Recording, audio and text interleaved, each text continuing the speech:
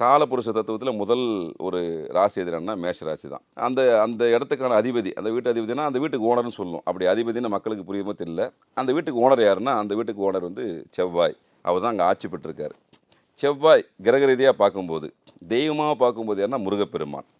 அப்போ அவருடைய தன்மை எப்படி இருக்கும்? ரொம்ப உறுதியாக இருப்பாங்க, ஸ்ட்ராங்கா இருப்பாங்க.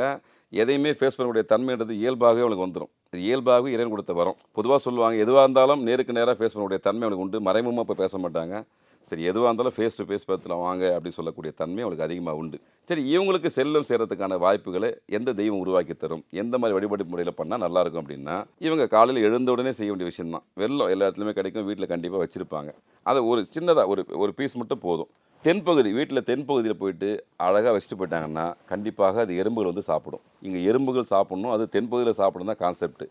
அப்போ அந்த தென்பகுதியில வெல்லம் வச்சா, அந்த வெல்லத்த வந்து அங்க இருக்கிற எறும்புகள் சாப்பிடும்போது, இவருக்கான பணப்பிரச்சனைகள் மெல்ல, மெல்ல, மெல்ல, மெல்ல தடைகள் நீங்க ஆரம்பிக்கும். இன்னொன்னு